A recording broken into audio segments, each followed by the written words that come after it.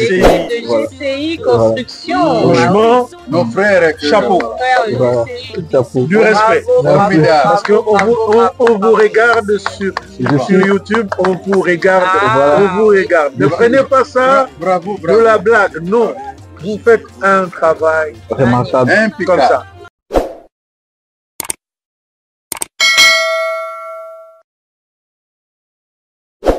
Global Construction et Ingénierie, le choix de l'excellence. Nous accompagnons vos projets de construction dès la conception à la réalisation. Nous vous avons promis de vous tenir au courant de l'évolution des travaux de ce projet. Eh bien, nous sommes là aujourd'hui. Mesdames et messieurs, fidèles abonnés, bienvenue à ce nouveau numéro. Nous sommes dans la commune de Kitambo, au quartier Jamaïque. C'est un chantier que vous devez déjà sûrement connaître puisque nous en avons parlé en long et en large sur nos différentes plateformes. Dernièrement, nous avons parlé de la continuité des travaux des grosses œuvres et aujourd'hui, nous sommes là pour parler de la fin de ces travaux des grosses œuvres avec monsieur l'entrepreneur qui est sur le terrain, il est au travail. Et nous allons le déranger pendant quelques instants pour qu'il puisse nous expliquer qu'est-ce qui a été fait, qu'est-ce qui se fait et qu'est-ce qui se fera. On va l'appeler monsieur l'entrepreneur, si vous pouvez nous rejoindre sur ce plateau.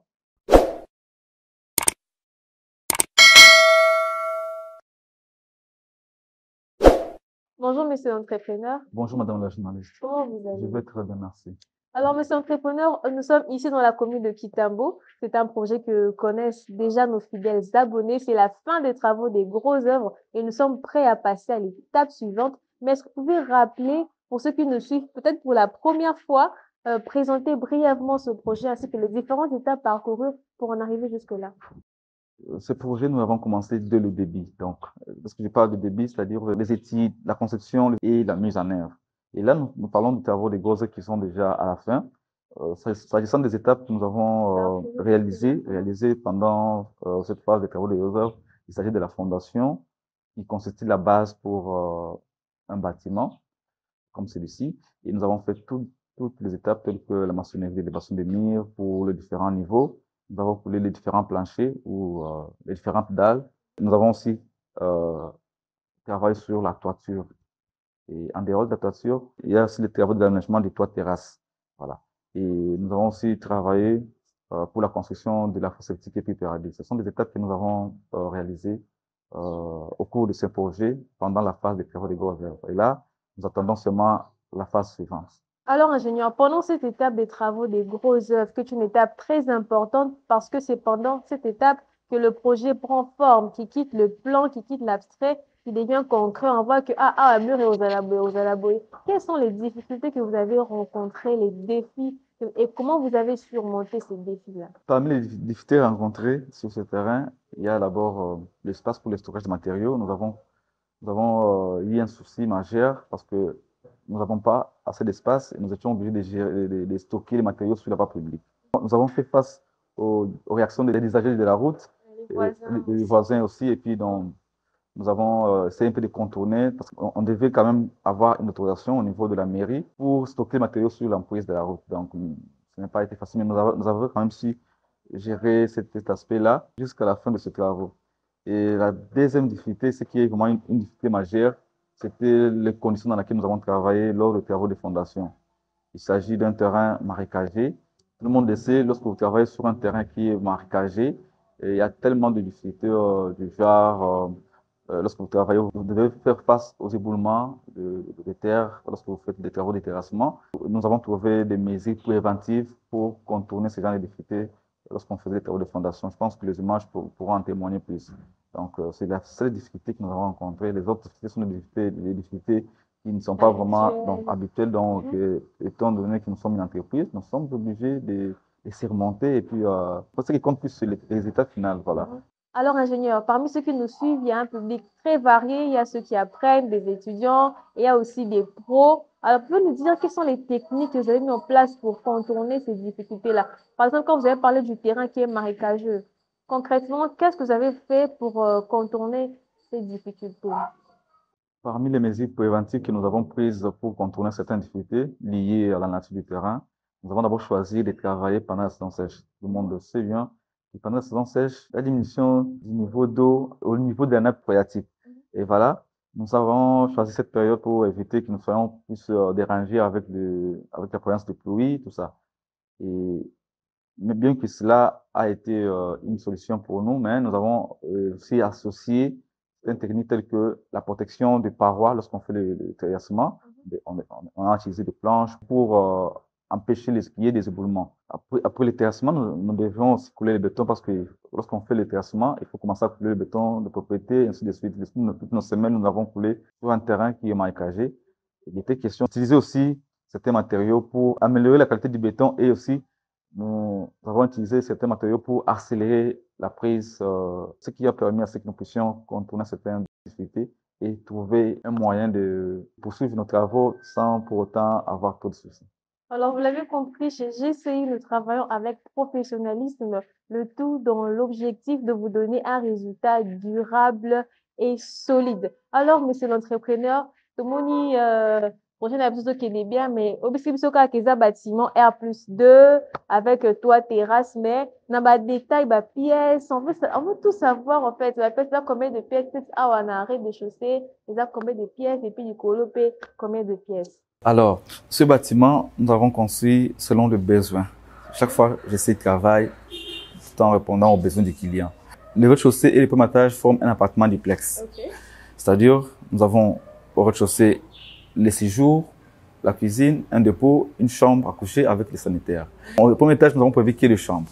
Au sein de chambres à coucher, nous avons 2 chambres des enfants avec des sanitaires et la suite parentale qui est composée d'une très grande chambre avec un bureau, un balcon et un dressing, une salle de bain avec une toilette. Donc, la particularité pour la suite parentale est que la toilette est séparée de la douche. Et voilà. C'est beaucoup plus pratique. Chacun peut utiliser séparément. Au lieu d'attendre que l'un finisse. Au deuxième étage, nous avons 2 appartements. L'un, c'est un appartement de 2 chambres et l'autre, c'est un appartement d'une chambre. Okay. Voilà. 3 et chambres. Oui, 3 chambres. Non. Oui, on parle de 2 appartements. Donc, on parle de 2 appartements tout court. Donc, 2 appartements, l'un de 2 chambres et l'autre d'une chambre. Okay. Et au finish, nous avons les toits terrasses. En dehors des toits terrasses, nous avons prévu aussi des supports pour les citernes pour pouvoir stocker une réserve d'eau. Donc voilà, nous avons prévu aussi un endroit pour faire la citerne.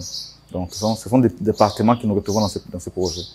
Alors, donc, vous avez parlé du toit terrasse. Oui. Est-ce que c'est possible qu'on puisse aller faire un tour, visiter et montrer comment c'est aménagé? Tout justement, nous pourrions y aller et puis vous allez revenir après. Parce que nous avons une vue panoramique au niveau des toits terrasses. Ça a l'air intéressant. C'est intéressant d'arriver sur place et puis voir ce qui est fait. D'accord, allons-y, chers abonnés, suivez-nous.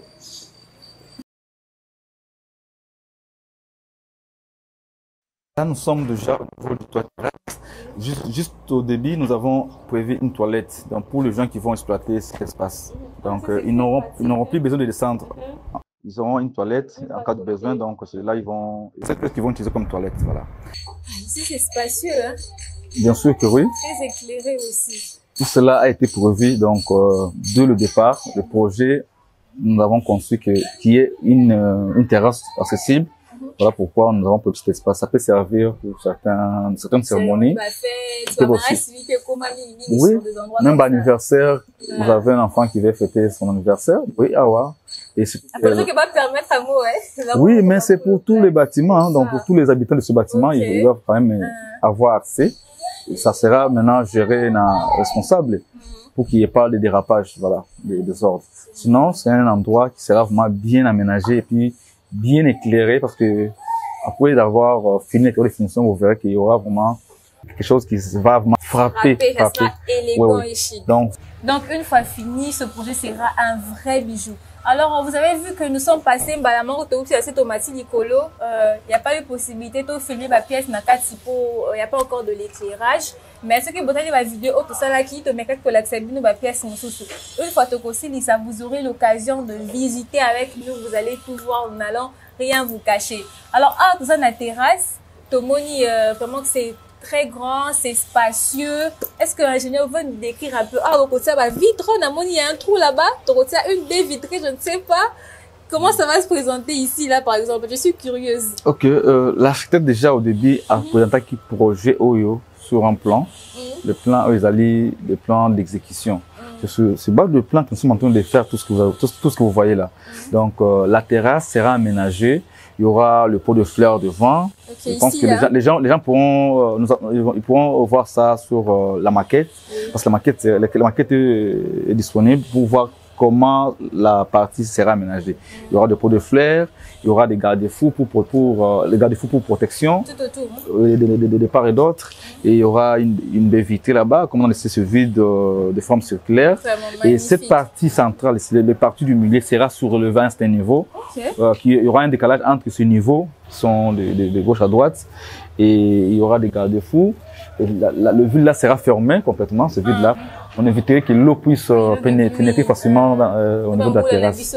Voilà, selon le vent, le sens du vent, de ce côté ou de l'autre côté, mais on fera en sorte que non, qu'il y ait des dispositions qui seront prises pour canaliser toutes ces eaux déployées. Donc voilà. Et nous avons aussi cette partie là, nous avons prévu un support pour les citernes. Donc, il y aura des citernes pour une réserve d'eau. Vous voyez que dans les environs, nous avons des maisons qui se ressemblent presque. Oui, si vous regardez, le voisin a une toiture noire avec la même forme, avec des formes triangulaires. Mais ici, l'architecte a essayé d'ajouter une touche qui est différente des autres projets qui sont dans les environs. Vous voyez, juste pour créer la différence avec les autres projets. Ça fait partie de l'innovation parce que l'innovation, ce n'est pas ce qui n'existe pas, mais ce qui existe, mais dans cet environnement, dans cet environnement, il n'y en a pas. Vous voyez que non, toutes les maisons ont la même forme. Mais ici, tous les bâtiments ont la même forme. Mais ici, on a essayé de changer la façade et les designs de notre projet. Donc, c'est ce qui montre déjà les savoir-faire de l'architecte et surtout de GCI qui est les choses de l'excellence. Lorsque nous parlons des innovations ingénieurs, quelle est la valeur ajoutée de cet immeuble, que ce soit une valeur ajoutée technique, esthétique? Qu'est-ce que ce maître d'ouvrage qui vous a fait confiance gagne en plus qu'une autre personne qui n'a pas fait confiance à GCI? Déjà, le maître d'ouvrage a gagné en termes de professionnalisme que l'entreprise Global Constant a mis en place pour réaliser ce projet. Dès la conception de ce projet, les études qui ont été menées jusqu'à ce que nous sommes arrivés à ce stade, le maître d'ouvrage a bénéficié d'un travail de qualité, du point de vue structure qui est mise en place. La structure qui est mise en place, c'est une structure qui a été dimensionnée par des ingénieurs. Après études et calculs, nous avons dimensionné ce projet afin que nous puissions avoir au finish un bâtiment qui est solide et qui va résister. Nous venons tout à l'heure de parler du point de vue design de ce projet, du point de vue esthétique, beauté et tout. Donc c'est un projet qui est différent des autres. Les plans sont encore sur le chantier, donc vous allez jeter un coup d'œil, vous verrez que non, tout ce qui est fait ici est conforme à ce qui était prévu au plan initial. Nous devons aussi signaler que dans ce projet, depuis le début, nous avons travaillé avec un DPO. Qui dit DPO, c'est un délégué à pied d'œuvre. Donc, le maître d'ouvrage a mis sur pied un ingénieur de qualité aussi, un ingénieur compétent qui a fait les suivis et les contrôles de ces travaux pendant l'exécution, du début jusqu'à la fin. Donc, nous n'avons pas. Donc, il est neutre. Il est un ingénieur neutre qui a été recommandé pour représenter. Donc, c'est pour ça on dit, lorsque vous construisez avec une entreprise, faites aussi un effort d'être accompagné par un technicien. Les contrôles suivis ont été assurés par un ingénieur compétent qui est sali en passant, ingénieur Benjamin, qui a assuré les suivis, les contrôles de ce projet. N'hésitez plus, faites confiance à GCI pour tous vos projets de construction, que ce soit une construction qu'on commence dès le départ, du plan à la réalisation ou juste des rénovations, réhabilitations. Faites confiance à GCI. Nous avons des équipes qui travaillent avec professionnalisme. Nous sommes entrepreneurs, moi je suis curieuse. On a vu que notre chantier est très propre, il n'y a pas de clous, on peut même marcher bien nu. Alors, quel est le secret de GCI? Et même quand on voit nos images, il y a toujours ceux qui travaillent ont toujours un casque, un gilet. Quel est le secret de GCI pour que ces équipes travaillent toujours dans un environnement sain et sécurisé? Comment vous faites? Oui, généralement, les chantiers, comme tout le monde le sait, lorsque les gens travaillent, les gens considèrent que un chantier, c'est un endroit où il fait de la saleté. Mais moi, je dirais, un chantier n'est pas synonyme de négligence. Les gens qui travaillent dans un chantier doivent être d'abord organisés et puis disciplinés. ce qui éviterait des accidents. Quelqu'un peut marcher sur un clou, tout ça. S'il y a des débris dans des ordres, ça peut causer des accidents intimement au chantier. Là pourquoi, avec GCI, nous mettons un accent sur la propreté au chantier. Déjà, dès le départ, nous demandons aux gens qui œuvrent dans ces chantiers de prendre soin. À chaque fois, lorsqu'il y a le travail, vous devez nettoyer pour garder le chantier propre. Ce qui montre déjà l'essence de l'organisation. Nous sommes déjà en train de chuter, monsieur l'entrepreneur. Est-ce que vous avez un mot de la fin pour tous ceux qui nous suivent? Merci à tous ceux qui ont accompagné ces projets, du début jusqu'à ce stade. On va arriver à la fin des travaux de grosses œuvres, évidemment. Et je dirais aussi, et merci également au maître d'ouvrage qui nous a fait confiance dès le départ. Et là, nous continuons toujours à travailler avec lui. Donc, nous avons vraiment gagné la confiance. Donc, cette confiance est méritée. Voilà. Tous ceux qui ont suivi ces reportages et ceux qui ont suivi les projets depuis le début savent comment nous avons travaillé. Et puis, ils ont une idée du début des romans jusqu'à la fin des travaux de grosses œuvres. Nous revenons ici pour vous montrer la continuité des travaux. Et ce sera la phase pour les travaux des second œuvres. Et nous sommes vraiment impatients de vous montrer les savoir-faire de l'entreprise en termes de finition. Donc, GCI travaille vraiment avec motivation, détermination, surtout avec amour. À tous ceux qui nous suivent, merci encore une fois de plus d'être connectés sur notre chaîne YouTube et surtout activer la cloche de notification pour ne rien manquer. Merci et à la prochaine. Merci d'avoir répondu à nos questions. C'est moi qui vous remercie, madame. Alors, vous l'avez compris, fidèles abonnés, mesdames et messieurs, c'est la fin de cette émission. Nous vous avons parlé de la fin des travaux, des grosses œuvres de ce projet dans la commune de Kitambo, au quartier Jamaïque. Nous vous reviendrons très bientôt pour vous montrer ce que ça va donner lorsque ce sera totalement fini. GCI en matière de finition, nous travaillons toujours dans l'excellence. Continuez de nous suivre sur nos différentes plateformes, YouTube, TikTok, Facebook, Instagram. Nous portons le même nom, Global Construction et Ingénierie, et surtout, faites-nous confiance pour tous vos projets de construction parce que GCI, c'est le choix de l'excellence. À très bientôt. GCI Construction. Franchement, nos frères, chapeau. Chapeau. Du respect. Parce qu'on vous regarde sur YouTube, on vous regarde. Ne prenez pas ça de la blague. Non. Vous faites un travail Remarquable. comme ça.